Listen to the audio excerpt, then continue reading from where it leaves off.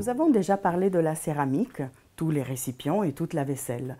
Mais il y a aussi de la céramique dans les édifices. Aujourd'hui, nous sommes avec Florent. Bonjour Florent. Bonjour Chiara.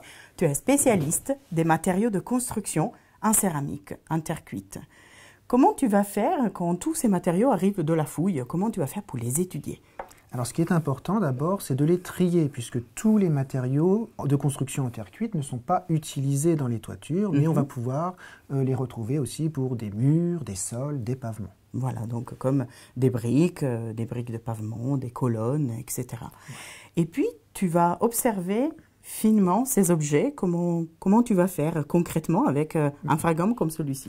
Ce que je vais regarder, ça peut se faire à l'aide d'une loupe. Et ce qui va être intéressant, c'est de regarder ce qui constitue ce matériau. Donc l'argile et le sable qui sont utilisés pour les façonner.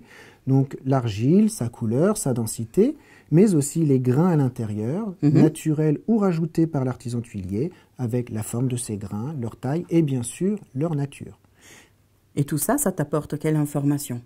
Cela va me permettre surtout de pouvoir localiser les ateliers ou au moins les ressources qui sont utilisées par ces ateliers pour comprendre quels sont les axes commerciaux entre le lieu où sont utilisés ces matériaux et le lieu de production. Voilà. Et donc effectivement, on voit qu'il y a des grosses différences. Et avec cela, tu peux retracer des circuits commerciaux de ces matériaux de construction. Tout à fait.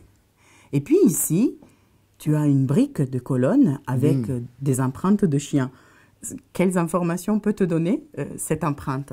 Qui peut être très rigolote, mais c'est que ces matériaux, en fait, sont formés, moulés, et après cette étape, sont mis au sol pour sécher avant cuisson dans un four. Et donc, à ce moment-là, on peut enregistrer finalement, de manière accidentelle, toute la vie quotidienne de l'atelier. Un chien qui marche, une poule, un enfant qui vagabonde et qui joue. Et voilà, donc tout ça fait partie du paysage de l'atelier. Tout à fait. Voilà. Et ensuite, une fois que tu as fait toutes ces observations, tu vas à la bibliothèque et tu vas chercher un certain nombre d'ouvrages pour continuer ton étude. Est-ce que tu peux me montrer comment tu vas faire? Oui, bien sûr. On va se retrouver là-bas.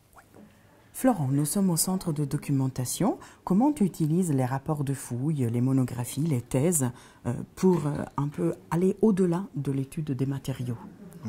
Alors on l'a vu, ces matériaux sont porteurs d'informations variées. Et donc moi je vais m'intéresser à ces ouvrages pour finalement comprendre le contexte dans lequel ces matériaux sont utilisés, la destination des pièces où ils sont retrouvés et aider à la restitution architecturale. Voilà. Et en plus de ça, ça te permet aussi de travailler avec les relations commerciales entre les habitants de Bibracte et aussi le monde romain, par exemple.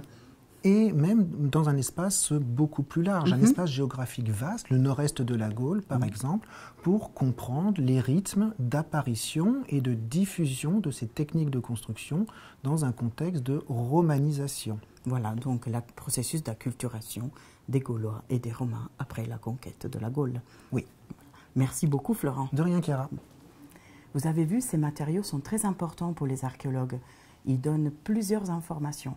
Mais souvent, ils ne sont pas très visibles dans les musées, parce que, vous l'avez vu, très fragmentés et difficiles à présenter. Et la suite, au prochain épisode.